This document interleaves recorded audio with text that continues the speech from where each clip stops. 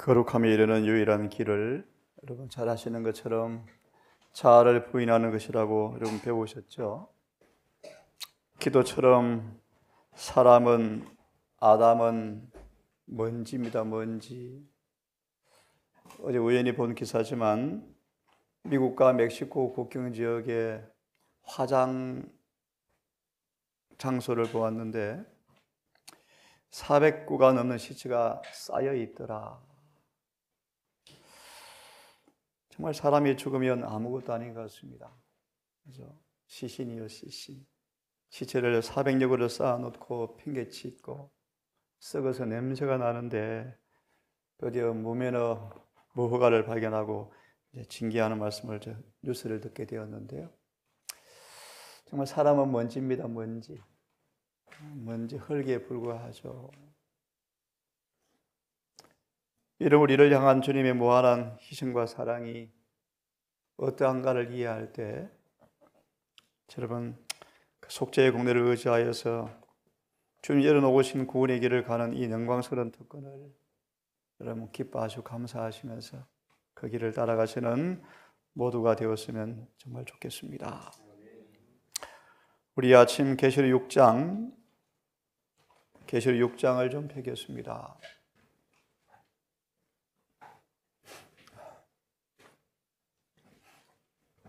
우리 너무나 잘 아시지만 지금은 인치는 시간이죠. 인치는 시간. 인을 치는 시간에 살고 있습니다. 죽은 자의 심판이, 죽은 의인의 심판이 벌써 끝이 났고 살아있는 의인들의 이마에 인을 치는 정말 중요한 시간에 우리가 살고 있습니다. 이 아침 6장 1절부터 좀 보려고 합니다. 드디어 마침내 7인이 떼어지는 광경인데요. 6장 1절 어린 양이 7인 중에 하나를 떼시는 그때에 내가 들으니 내 생물 중에 하나가 우리의 소리같이 말하여 오라 하기로. 내가 보니 흰 말이 있는데 그 탄자가 활을 가졌고 멸류관을 받고 나가서 이기고 또 이기려고 하더라. 우선 간략하게 정리를 좀 합시다. 첫째 인을 떼니 흰 말이 나옵니다. 그리고 둘째부터 넷째 인을 보면 붉은 말과 5절에 검은 말과 8절에 어롱진 청황색 말이 나옵니다. 어렵기 때문에 스가랴서는 인용하지 않겠습니다. 이 말들이 스가랴서에 인용된 말들인데요. 그 말들은 생략하겠습니다. 첫째 인에서 넷째 인까지 떼니까 네 말들이 나옵니다. 어제 보았죠. 6장과 7장은 엄숙한 심판이 공개되어 있다. 고삐가 풀린 말들이 세상으로 질주해 가자 차례로 전쟁과 기근과 온역이 뒤따른 것을 보았다 라고 말씀합니다. 두 번째로 5장 14절에 네 생물이 아멘 하는데 6장 1절과 4절까지 네 생물이 등장합니다. 다섯째 인부터는 네 생물이 없습니다. 이게 뭘 의미할까? 잠깐 생각해 보시고 머리에 의미를 두시고 따라서 봅니다. 흰 말과 검은 말과 붉은 말과 검은 말과 어롱진 말에만 네 생물이 등장합니다. 자, 그러면 첫째 인을 떼자 흰 말이 나오는데 흰 말 탄자가 활을 가지고 있습니다. 그리고 멸류관을 가지고 있습니다. 뭘 의미하는지를 잠시 좀 보려고 하는데요. 이사야 42장을 좀 펴보시면 이사야 42장을 좀 펴보십시오.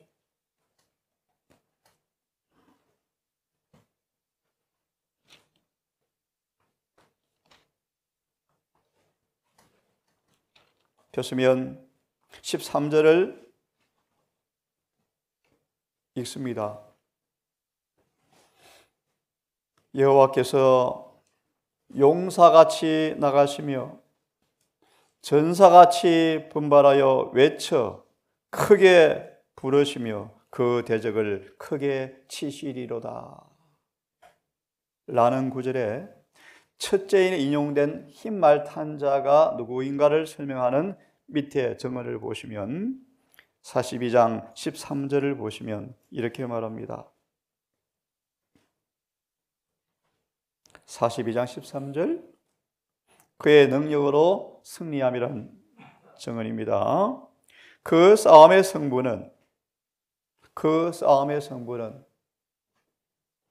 어떤 싸움인지를 여러분 잘 아시죠? 죽을 수밖에 없는 인간의 힘에 의존하고 있지 않다. 여호와께서 용사같이 나가시며 전사같이 분발하여 외쳐 크게 부르시며 그 대적을 크게 치시리로다 라고 말씀하시면서 첫째인의 말탄 자를 설명하는데요. 말을 타고 나아가서 이기고 또 이기셨던 그분의 힘으로 누구죠? 예수 그리스도죠. 전쟁에 나가신 여호와, 만군의 여호와, 대군 미가엘, 그분이 말을 타고 흰말입니다. 흰말. 나아가 이기고 또 이기고 이기셨지만 그분의 힘으로 연약하고 유한한 인간은 승리할 수가 있는 것이다. 첫째인이 뭘까요? 화면을 잠시 보세요. 내 짐승의 역할이 첫째인에서 넷째인까지만 언급되어 있습니다. 나머지 인들에는 내 생물이 등장하지 않습니다. 뭘 의미할까요?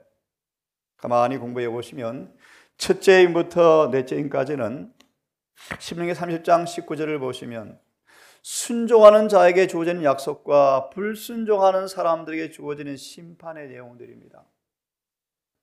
다시 말하면 첫째인은 순종하는 사람들에게 주어진 승리의 보증이고 둘째에서 넷째는 불순종하는 사람들에게 임하는 심판의 저주입니다. 순종과 불순종 외에 더 이상 기별이 없습니다.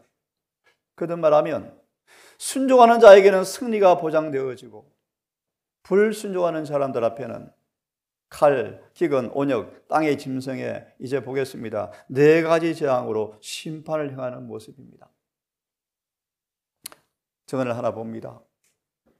모든 나라와 족속과 반과 백성에게 전할 복음은 그 경계선이 분명한 진리인데 순종만이 영생 얻는 조건이라는 것을 보여주고 있다. 첫째인을 떼서 책을 펼치자 그 속에 순종하는 모든 국가와 개인의 운명이 다 기술되어 있습니다. 그들은 우리의 전사, 우리의 군장을 통하여 이기고 이긴 사람들의 생애가 인을 떼니 그 속에 기술되어 있습니다.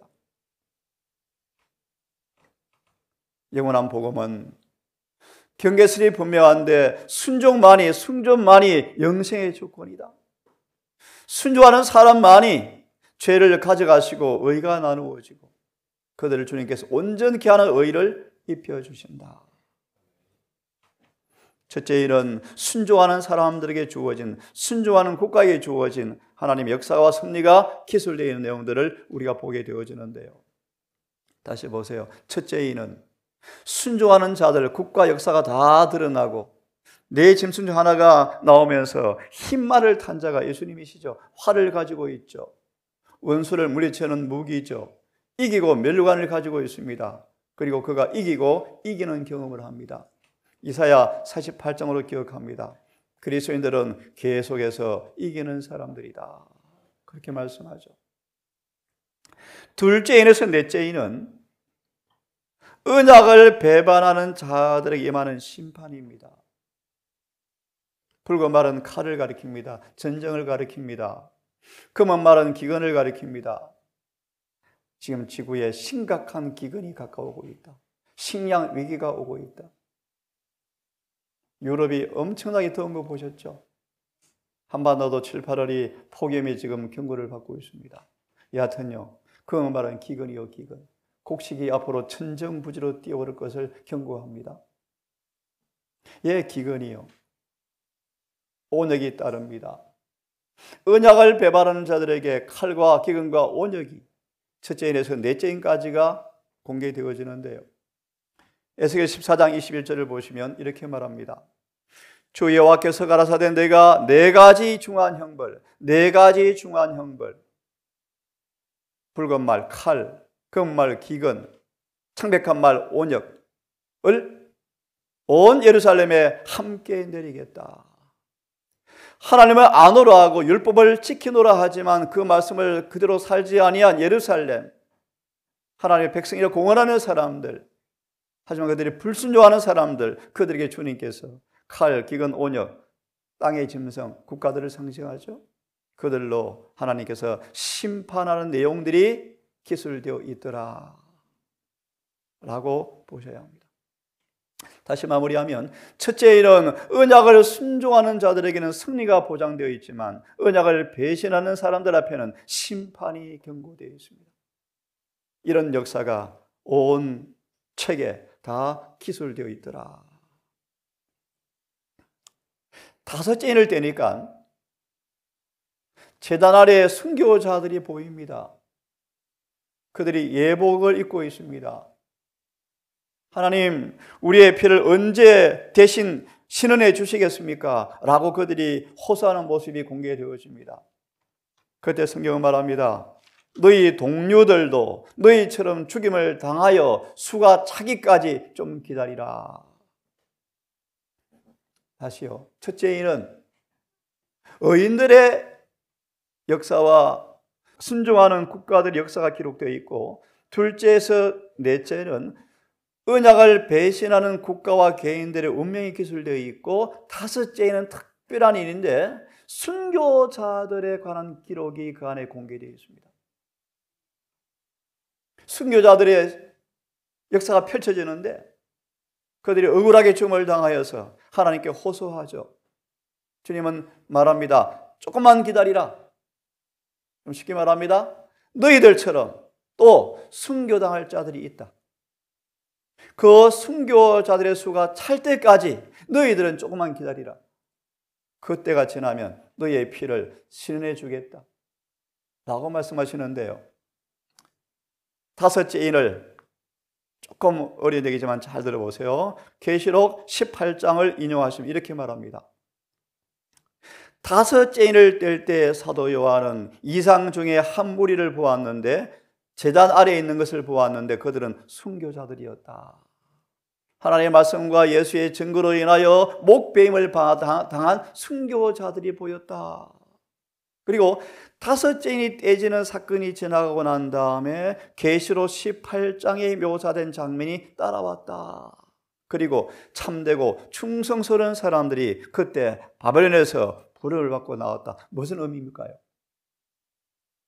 다시 말하면 여러분, 큰 소리 외침이 시작이 되어지면 또다시 순교시대가 온다. 이 순교시대가 오며 이 순교자들의 수가 다 찰 때까지 너희에 관한 심판은 잠시 미루겠다. 조금 기다리라. 억울한 건 나중에 풀어주겠다. 다섯째 인은 오늘 일반 조석처럼 지나간 시대 역사가 아니고 앞으로 이루어질 역사 속에서 순교자들을 향한 특별한 인을 치는 내용들이요. 순교자들을 향한 특별한 심판의 내용들을 다섯째 인을 통해서 보여주고 있음이 분명합니다. 그듭 반복합니다. 큰 소리가 외쳐지면 또다시 순교시대가 온다. 그래서 순교사들의 수가 찰 때까지 너희들은 좀 기다리라. 이렇게 말합니다. 예, 정리합니다. 언약을 지키는 자에게 주어진 약속과 언약을 불순종하는 자들에게 주어지는 심판의 내용과 특별히 충성스럽게 말씀과 증거로 인하여 죽임을 당한 순교자들의 역사가 다섯째 인을 뗄 때 보이더라. 그런 말이에요. 한번 읽어드리겠습니다. 마지막 마무리 대쟁투 전쟁에서 장렬한 일이 일어날 때 많은 사람이 투옥당하고 많은 사람이 목숨을 위하여 도시와 마을로부터 도망 다닐 것이며 많은 사람들이 진리를 옹호하기 위해서 서서 그리스도를 위해서 순교할 것이다. 또다시 순교 시대가 우리 앞에 다가옵니다. 많은 사람이 순교를 할 것이다. 특별히 아까 언급한 것처럼 바벨론에서 부름받고 나온 많은 사람들이 아마 제가 보기에 순교를 많이 당할 것 같아요. 그렇죠? 여섯째 인을 떼자 재림의 징조에 이어서 재림의 광경이 쫙 펼쳐집니다. 정리 다시 합니다. 언약을 숙지하는 사람, 불순한 사람에게 주어지는 승리의 보전과 심판의 내용과 순교자들에 관한 특별한 내용과 이제 마침내 재림의 징조와 광경이 펼쳐집니다.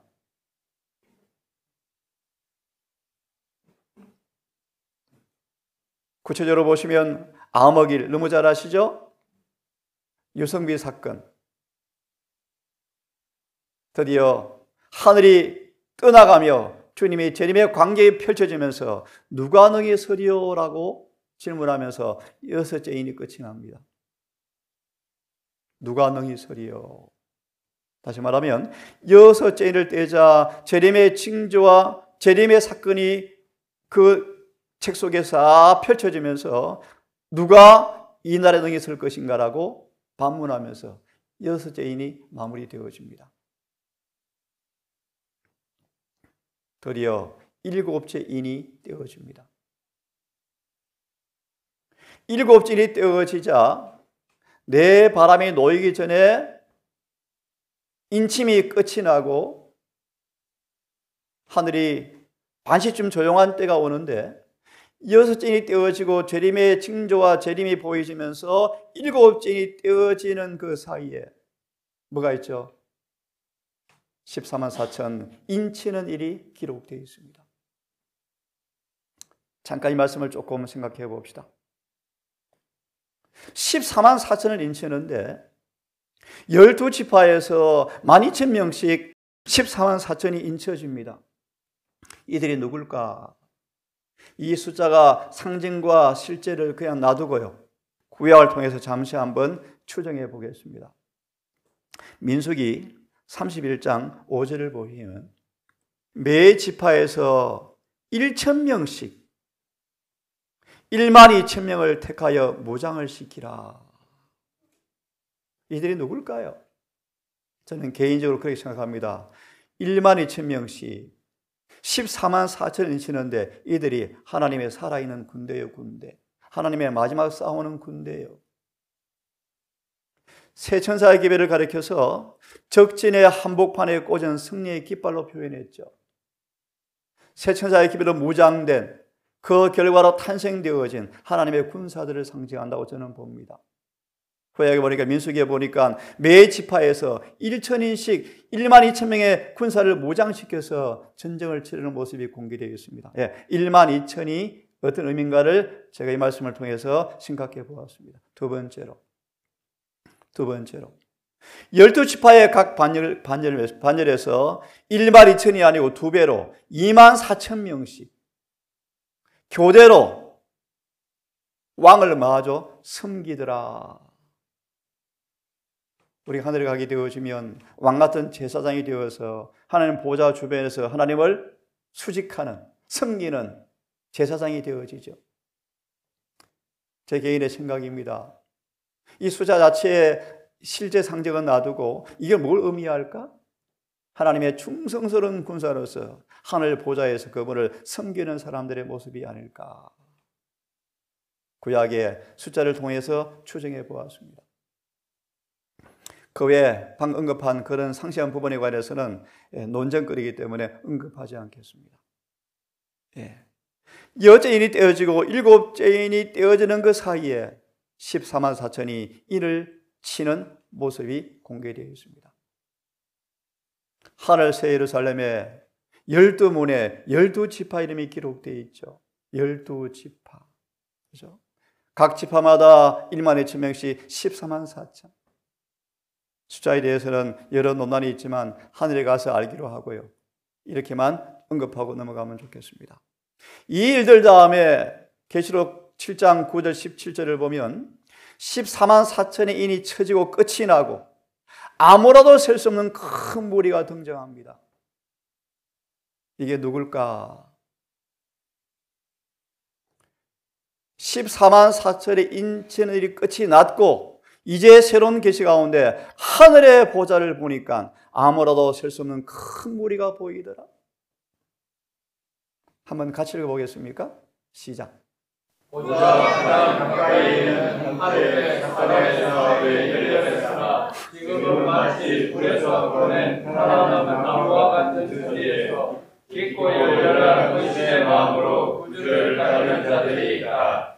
그 나무는 거짓과 불신 가운데서 그리스도의 복성을 완성한 사람들과 그리스도에 의해서 하나님의 율법이 폐기되었다고 주장할 때 하나님의 율법을 존중한 사람들과 각 세대를 통하여 믿음을 위하여 순교당한 수많은 사람들이 있다. 그 외에도 각 나라와 족속과 방언과 아무라도 능히 셀 수 없는 큰 무리가 흰 옷을 입고 손에 종려가지를 들고 보좌 앞과 어린 양 앞에 서 있다. 아멘.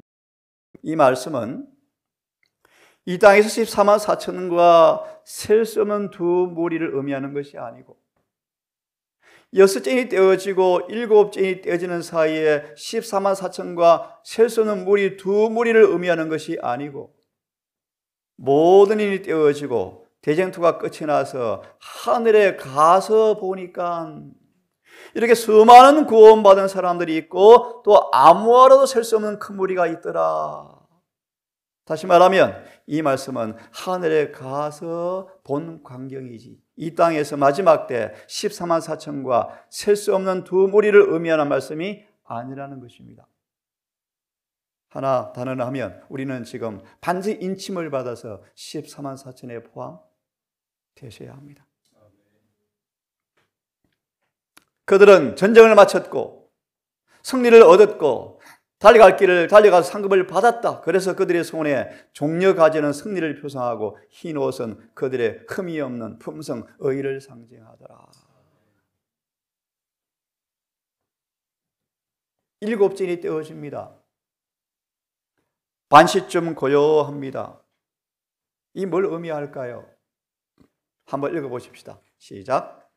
예수님의 중보 사업이 끝난 후 그 두려운 시간에 성도들은 중보자 없이 하나님 앞에서 살고 있었다. 온 하늘이 침묵하는 순간, 온 하늘이 조용한 순간, 마지막 하나님의 성도들이 중보가 끝이 나고 하나님 임재 앞에 중보자 없이 사는 광경 속에서 환난을 당하는 장면을 온 하늘은 침묵하면서 지켜보고 있대요. 반시쯤 고요하더라. 지성소에 계신 주님께서 사단에게 죄를 다 옮기는 그 일을 하기에 마지막 뜰에 잠시 머물다가 뜰 밖으로 나오는 것처럼 지성소 모든 봉사가 마치고 뜰에 잠시 머무는 순간 대속죄를 끝이 나고 장막절이 시작되어지는 중간 공백의 시간 하늘이 반시쯤 고요할 때 인간의 모든 죄가 사단에게 증가되어지고 성수가 정결해지고 이제 기다리는 백성들을 축복하기 위해서 재림하시기 직전에 하늘이 반시쯤 고요하더라. 그때 죄인들이 예수님께서 중보자 없이 하나님 앞에 서는 것이 무엇인가를 경험했던 예수님의 그 경험처럼 의인들도 이때 중보자 없이 서는 경험을 할 때 온 하늘이 반시쯤 고요할 텐데 반시가 뭔가 7일 하고 12시간이더라. 제 개인의 생각입니다. 예수님이 12시간가량 중보자 없이 서는 경험을 하셨어요. 금요일, 목요일 정오, 우리말은 금요일, 목요일 자정쯤 되어 잡혀가서 그 다음 오후 3시까지 그건 12시간가량 아버지와 천사의 보호가 다 거두어지고 그분은 홀로 아버지의 저주를 그대로 당하는 공의 앞에 하나님 공의 앞에 서는 두려운 경험을 예수께서 12시간가량 하셨어요. 반시쯤 고요하더라. 12시간 남은 시간이 7일입니다. 이 환란이 끝나면 7일 동안 하늘에 뭐합니까? 유리바다 위로 여행하는 시간이죠. 하늘은 텅텅 비어 있습니다. 예, 저는 이렇게 이해를 합니다. 중보가 거쳐나고 의인들이 당하는 마지막 환난의 광경과 주님의 재림으로 하늘의 보좌까지 가는 모든 시간이 이 시간이 아닐까? 이때 우리 모두가 다 그분의 안전 앞에, 임재 앞에, 면전에 다 함께 만나게 되기를 간절히 바랍니다. 야곱이 야복 강가에서 밤이 새도록 씨름했고 온 하늘 이 광경을 주목하여 보면서 드디어 야곱이 승리의 모습으로 나올 때 온 하늘도 뭐합니까? 찬양하죠.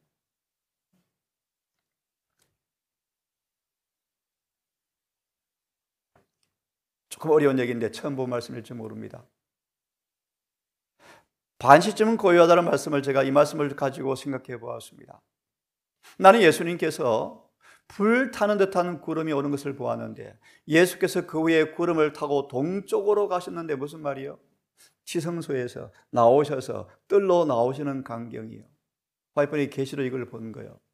그 구름이 지상의 성도들에게는 드디어 인자의 표징인 작고 검은 구름으로 처음 나타났다. 이제 재림의 광경으로 연결되어지죠. 불 소리를 통해서 불병거를 따라서 들어갔던 주님께서 지성소에 나오시는데 이렇게 말합니다. 그 구름이 여러 날 동안 지성소에서 동쪽으로 가고 있더라. 참 놀라운 표현이죠.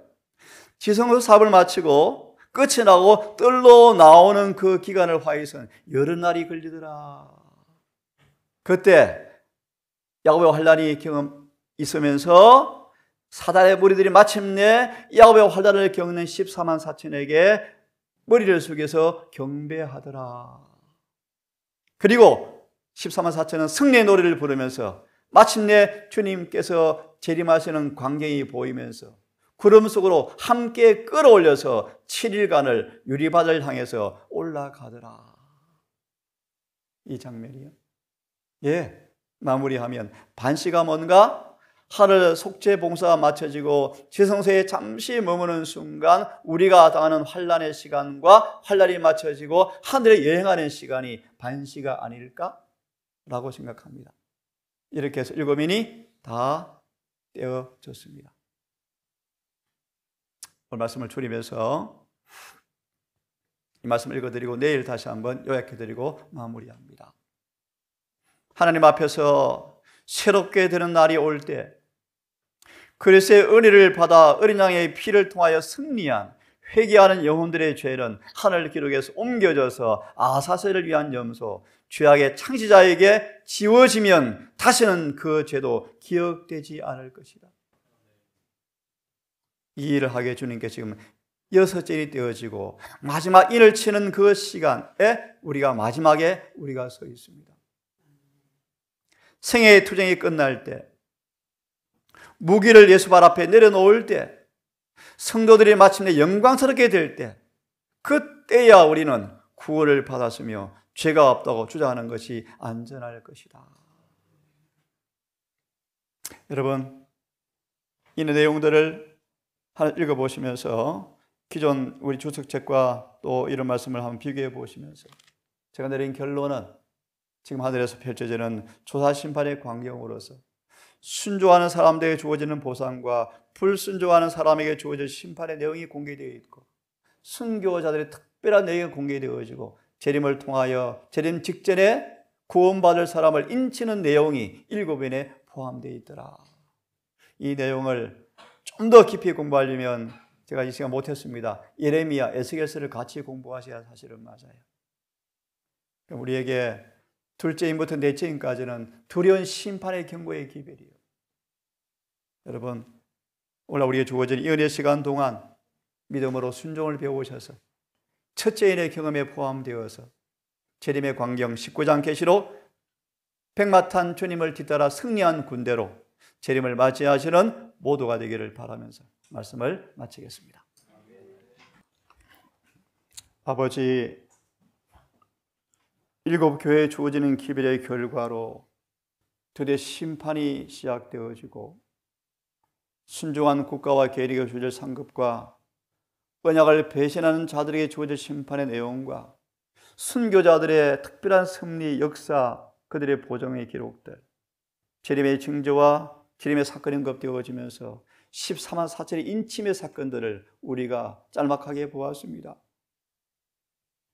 순종하는 자로 판명될지 불순종한 자로 남을지, 이기는 자가 되어질지 아니면 패배한 자가 되어질지, 아버지 우리의 선택에 달렸음을 알고 이 평안한 때 순종을 배워서 온전케 되어짐으로 이기고 이기는 경험의 수에 포함되기를 간절히 소망합니다. 특별히 우리 앞에 순교의 시대가 다시 옴을 보았습니다. 하나님, 우리를 불쌍히 여기시고 이 은혜의 때 그 놀라운 두려운 사건을 위해 준비하는 지혜를 주셔서 등과 함께 기름을 갖게 해 주시옵소서. 손에 종려가지를 들고 예복을 입은 모습으로 이 세상을 지나기를 원합니다. 이 전장터에서 주님의 용사의 그 능력을 힘입어서 활을 가지고 우리 또한 멸관을 받고 원수와 죄와 사단과 싸워서 이기는 자가 되게 해 주시옵소서. 하나님, 오늘도 한 날이 시작이 되어집니다. 지금 하늘에서 인을 치고 있다는 사실을 잊지 말고 오늘 한 날도 지혜롭게 시간을 사서 영혼을 준비하는 하루가 되게 해 주시옵소서. 이 모든 말씀 우리를 사랑하시는 예수님 이름으로 간절히 기도드리옵나이다.